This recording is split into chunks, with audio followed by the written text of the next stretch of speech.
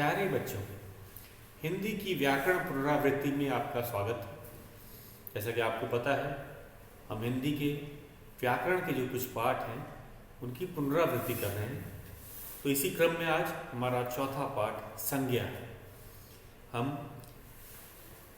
संज्ञा की पुनरावृत्ति करेंगे और शुरुआत हम करेंगे परिभाषा से। तो संज्ञा की परिभाषा किसी व्यक्ति, वस्तु, स्थान या भाव के नाम को संज्ञा कहा जाता है, ये आपको पता ही है। और संज्ञा के 3 भेद हैं: व्यक्तिवाचक संज्ञा, जातिवाचक संज्ञा और भाववाचक संज्ञा। तो आज हम पहले परिभाषा से शुरुआत करते हैं। तो पहले हम परिभाषा ही लिख देते हैं। परिभाषा किसकी? पहले लिखेंगे संज्ञा की।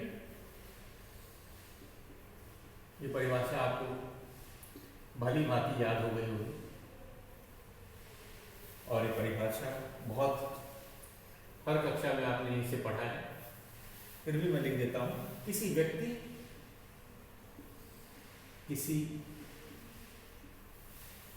व्यक्ति, वस्तु, स्थान, किसी व्यक्ति, वस्तु,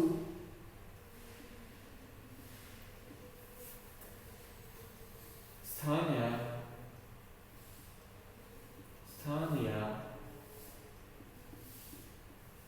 भाव के नाम को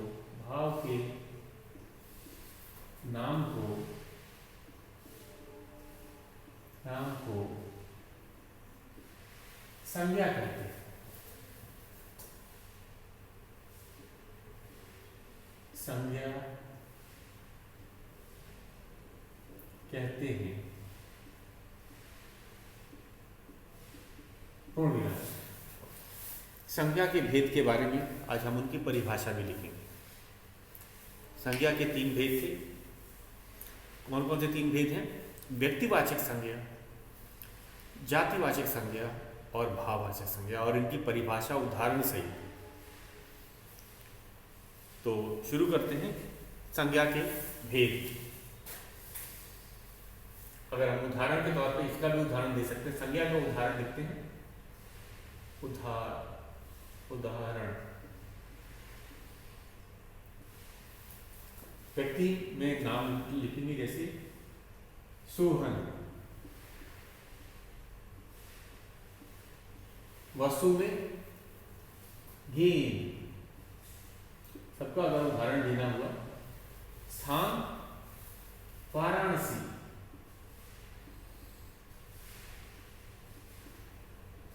भाव खुशी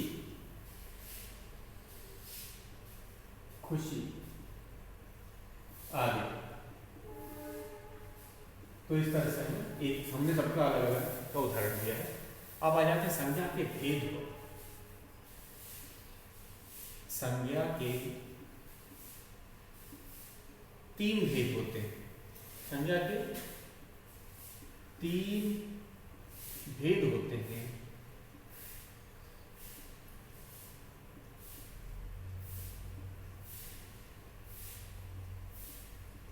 कौन कौन है उनके नाम लिखते हैं। संज्ञा के 3 भेद। पहला है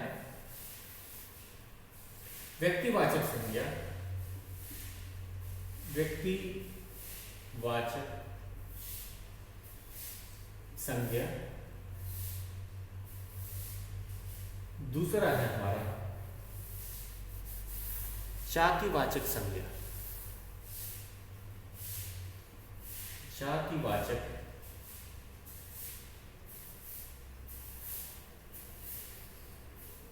संज्ञा। तीसरा हमारा है भाववाचक संज्ञा। भाववाचक संज्ञा।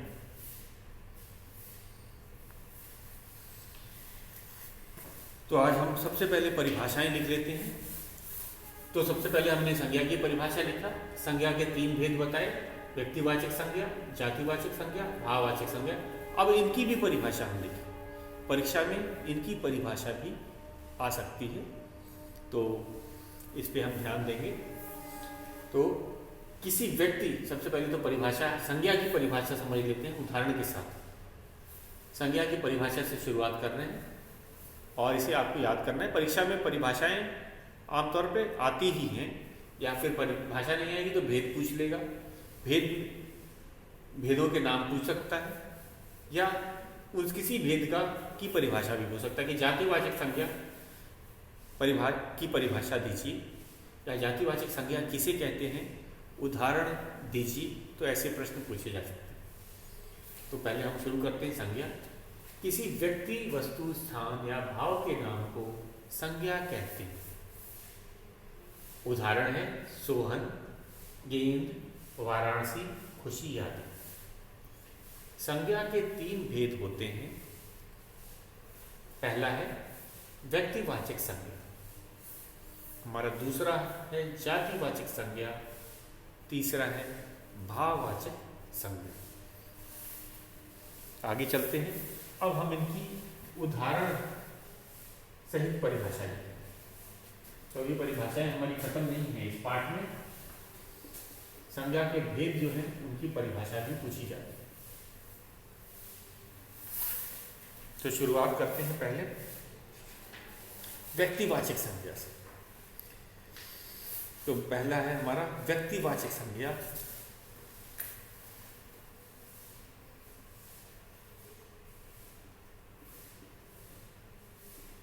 व्यक्तिवाचक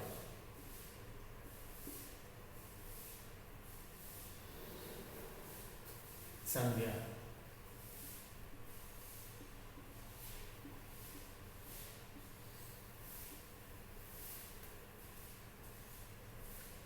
जो संज्ञा किसी विशेष व्यक्ति, परिभाषा, जो संज्ञा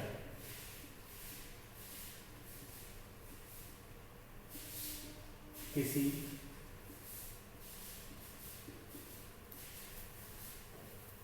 विशेष व्यक्ति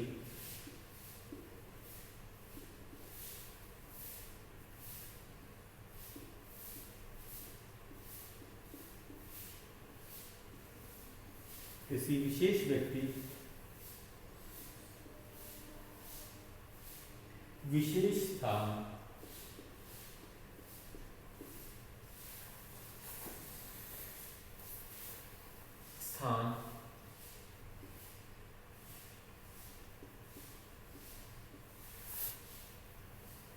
या विशेष वस्तु का बोध कराते हैं, या विशेष वस्तु का बोध कराते हैं। बोध या ज्ञान कराते हैं, बोध कराते हैं।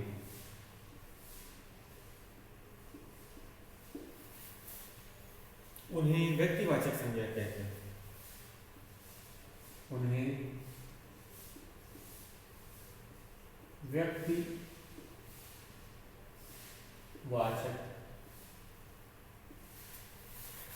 संज्ञा कहते हैं।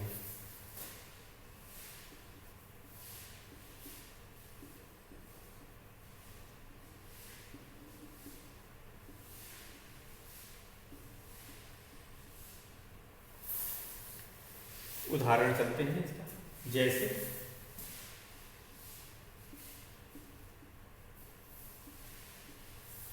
लाल किला,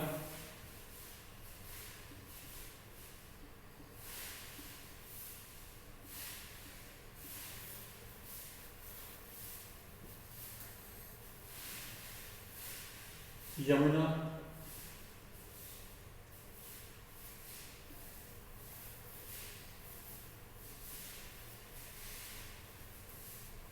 महात्मा गांधी,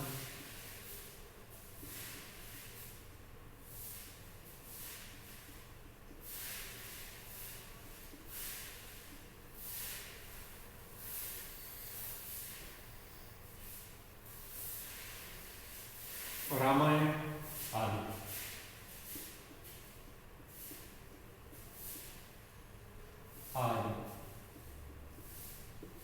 आदि पर सूची लंबी है, हम कुछ ही उदाहरण आपको दे रहे हैं।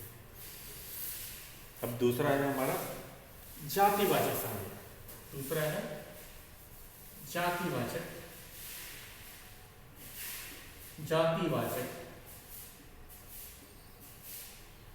संज्ञा।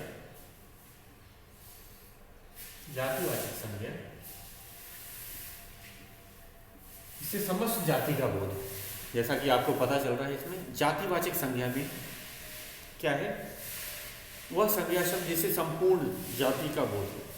जैसे अगर हम कह रहे हैं तो वृक्ष, तो सभी वृक्षों की बात की जा रही है।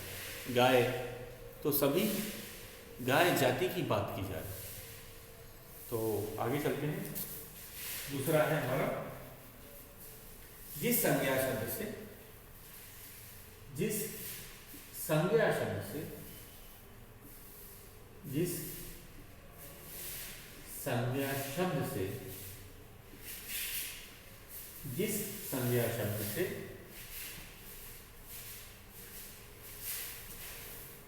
संपूर्ण जाति का बोध हो, उसे जातिवाचक संज्ञा कहते हैं। संपूर्ण जाति का बोध हो, संपूर्ण जाति का बोध हो, उसे जातिवाचक संज्ञा कहते हैं। जातिवाचक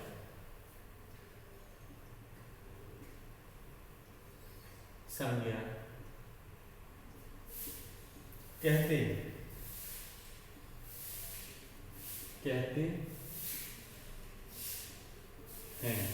पूर्ण विराम। जैसे कि गाय, उदाहरण है जैसे गाय, पेड़,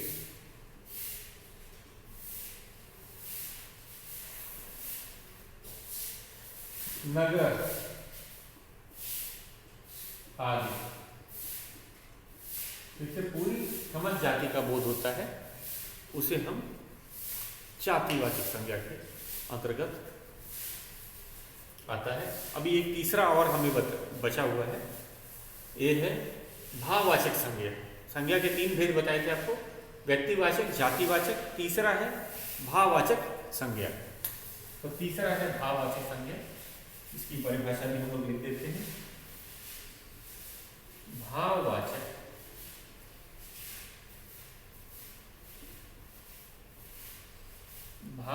संज्ञा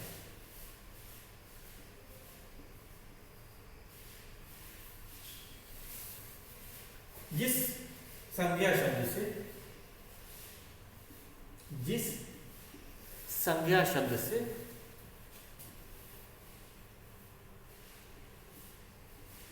संज्ञा शब्द से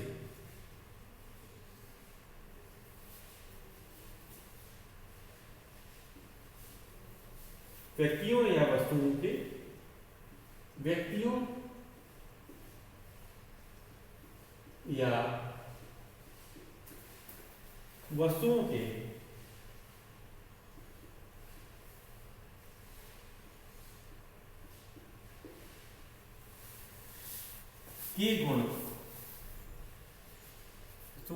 गुण,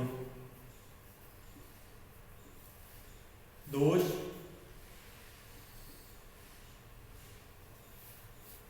अवस्था,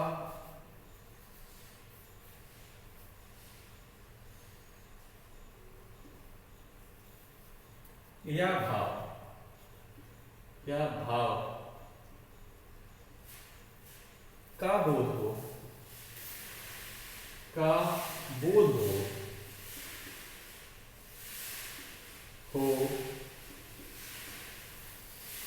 हो, उसे भाववाचक संज्ञा कहते हैं। उसे भाववाचक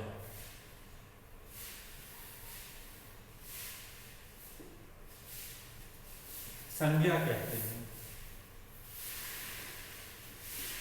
संज्ञा कहते हैं। पूर्ण विराम। तो इसमें ये था, हमने तीनों परिभाषाएं लिख दी। इसका उदाहरण एक बचा हुआ है, आपने देखा होगा, सब में हमने उदाहरण दिया है। जैसे इसमें गुण, दोष, अवस्था, तो इसमें आ गया गुण है सुंदरता। सुंदरता ये भाववाचक संज्ञा है। इसके अलावा हम लिख सकते हैं अवस्था में बचपन, बचपन। दोष में कायरता, कायरता आदि। तो गुण, दोष, भाव, सुंदरता, खुशी, दुख। अवस्था में बचपन, बुढ़ापा, जवानी, ये सब अवस्थाएं होगी। तो ये थी हमारा परिभाषा किसकी? व्यक्तिवाचक संज्ञा की, जातिवाचक संज्ञा की और भाववाचक संज्ञा की। तो ये हमें याद करनी है किसके साथ? उदाहरण के साथ। अब हम चलते हैं इन पर आधारित कुछ, एक मैं शब्दों की, पहले संज्ञा शब्दों की तालिका बता देता हूँ। कुछ व्यक्तिवाचक संज्ञा उदाहरण भी पाठ में पूछे जा सकते हैं। उसके बाद हम कुछ अभ्यास प्रश्न करें। तो ये थी हमारी परिभाषाएं। आज हमने परिभाषाएं लिख करके याद की हैं। और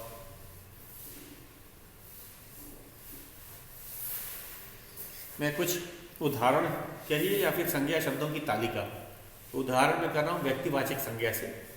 सबसे पहले व्यक्तिवाचक में क्या आ जाएगा? शिवाजी, ताजमहल, दिल्ली, भारत, लाल किला, यमुना, नर्मदा, मयंक, महात्मा गांधी। तो इसमें आपने देखा कि स्थान का नाम,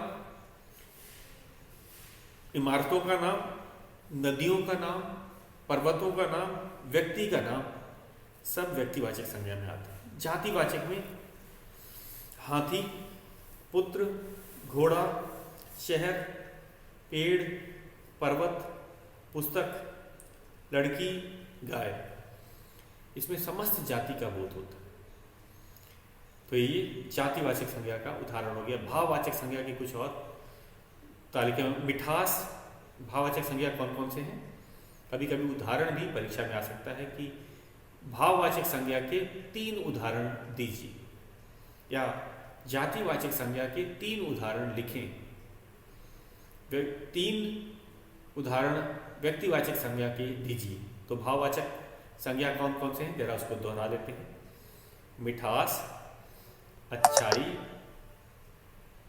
कायरता, सुंदरता, बचपन, कोमलता, मित्रता, बुराई, गर्मी। ये थे हमारे भाववाचक संज्ञा। अब हम चलते हैं अपने अभ्यास प्रश्नों। सबसे पहली बात, संज्ञा तो हमने पढ़ लिया। अब ये भाववाचक संज्ञा को हम छांट करके अलग कर सकते हैं कि नहीं? तो हमें कुछ नाम दिए गए हैं, उनको छांट करके अलग करना है। जैसे कि कौन उसमें व्यक्तिवाचक संज्ञा है, कौन जातिवाचक संज्ञा है, कौन भाववाचक संज्ञा है। तो इस तरह के प्रश्न का हमें अभ्यास करना है। वाक्यों में संज्ञा शब्द भी पहचानना आना चाहिए। तो वाक्यों में से भी हमें संज्ञा शब्द की पहचान आनी चाहिए। और अगर अलग अलग प्रकार के संज्ञा दे रखे हैं, उनको छांट करके देखना है। तो सबसे पहले हम शुरुआत करेंगे कि संज्ञा शब्द को छांट करके लिखो। किस किस क्रम, हम किस किस तालिका के अंतर्गत छांटेंगे? व्यक्तिवाचक, जातिवाचक और भाववाचक। तो ये हमारा पहला प्रश्न रहेगा, ये अभ्यास प्रश्न रहेगा। तो हमारा प्रश्न है अभ्यास के लिए, अभ्यास के तौर पे कर रहे हैं। नीचे दिए गए नीचे दिए गए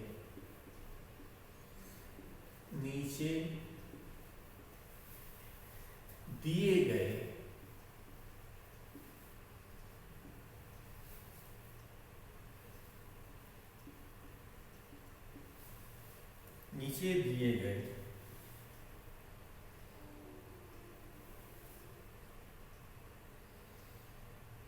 शब्दों को या संज्ञा शब्दों को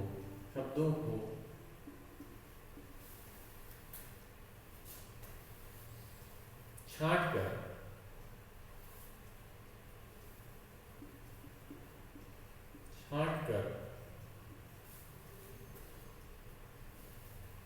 लिखें। नीचे दिए गए संज्ञा शब्दों सब शब्द कैसे थे? संज्ञा। और ये आपको शब्द दिए गए हैं और किसके अंतर्गत छांट के लिखना है वो भी मैं लिख देता हूं। व्यक्तिवाचक संज्ञा,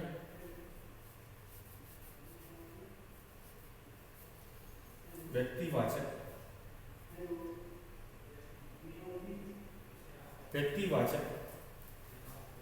संज्ञा। दूसरा है जातिवाचक संज्ञा, जातिवाचक संज्ञा।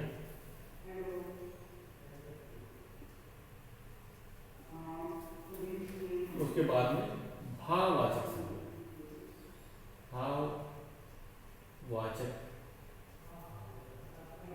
संज्ञा,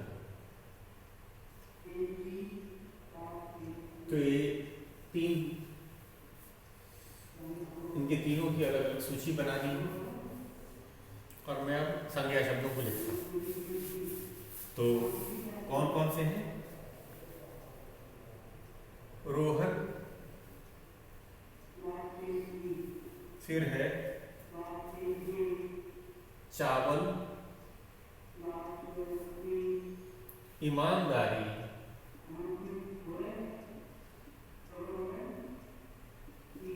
उसके बाद नगर, उसके बाद में सूरज,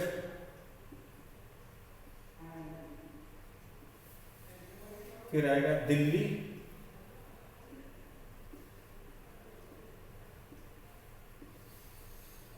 बचपन,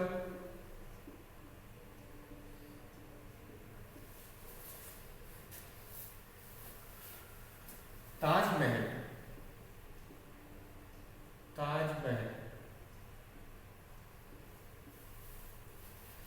आलस्य,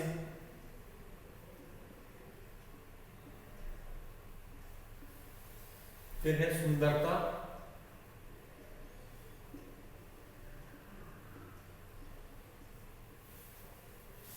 फूल,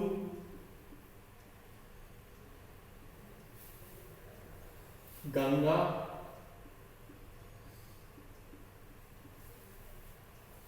उपवन,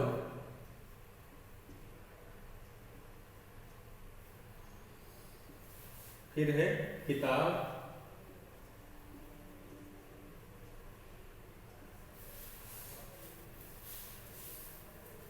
उसके बाद वाराणसी,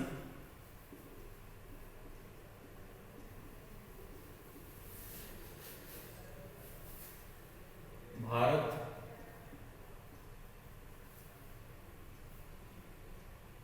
हाथी,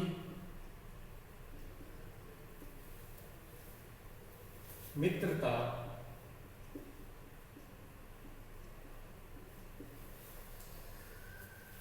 पाठशाला,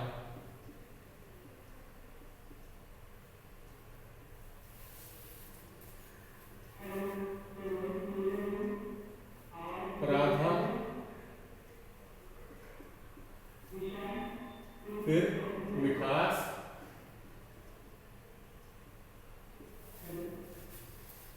ऊंचाई,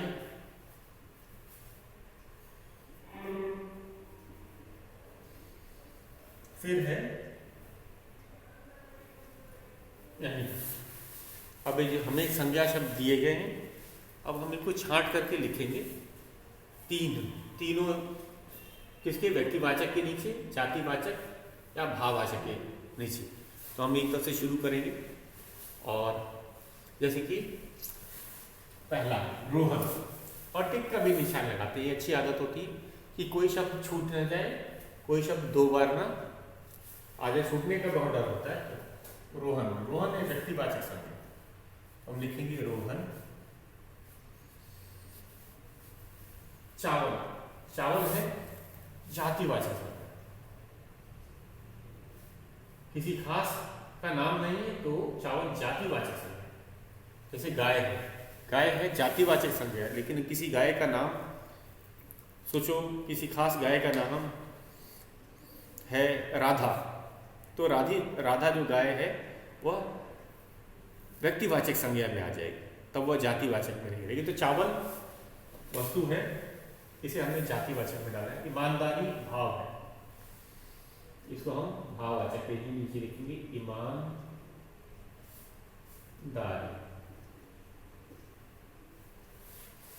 अगला है नगर, नगर जातिवाचक है क्योंकि सभी नगरों के लिए है। सूरज, सूरज है खास एक व्यक्तिवाचक संज्ञा, चाहे वो व्यक्ति का नाम हो तथा आकाश में चमकता सूरज। दिल्ली भी व्यक्तिवाचक है संज्ञा है, हम इसको दिल्ली। अगला है बचपन, ये अवस्था है और ये आती है भाववाचक के नीचे, बचपन। अगला है ताजमहल, ताजमहल व्यक्तिवाचक संज्ञा में आएगा, ताज महल। आलस्य, ये भाव है, हम भाववाचक संज्ञा के नीचे लिखेंगे आलस्य। आलस्य, आलस्य है भाव, हमने इसको टिक कर दिया। सुंदरता भी भाव है, इसे हम भाववाचक संज्ञा के नीचे लिखेंगे सुंदरता। फूल, फूल जातिवाचक, किसी खास फूल का नहीं है तो जातिवाचक फूल। गंगा, ये व्यक्तिवाचक है, खास नदी का नाम है गंगा, हमने गंगा तो कर लिया। उपवन, उपवन जातिवाचक, उपवन, उपवन जातिवाचक क्या आएगा। किताब भी जातिवाचक, क्योंकि किताब का खास किताब किसी का नाम नहीं है तब तक वह जातिवाचक संज्ञा में भी आएगा। वाराणसी, ये व्यक्तिवाचक शहर का नाम है वाराणसी। भारत देश, ये भी देश का नाम है और एक व्यक्तिवाचक संज्ञा में आएगा भारत। भारत को भी हम यही लिखेंगे भारत। हाथी जातिवाचक संज्ञा में आएगी, हमने यहां लिखा हाथी। मित्रता, ये भाववाचक है, मित्रता। पाठशाला, पाठशाला ये जातिवाचक संज्ञा में है, तो हम इसको जातिवाचक में लिखेंगे पाठशाला।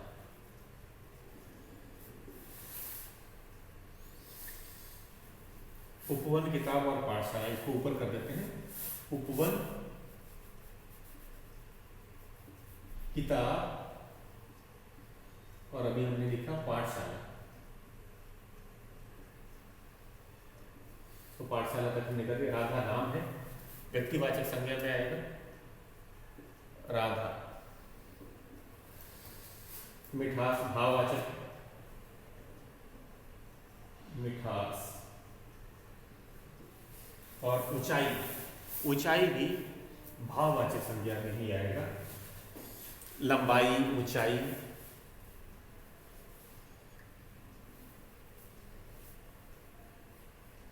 ऊंचाई। तो बच्चों ये थे हमारे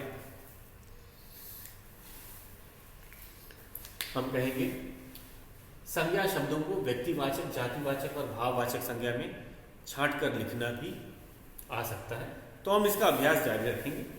अभी इसमें और भी प्रश्न हैं, हम इसे कल करेंगे। आज के लिए बस इतना ही।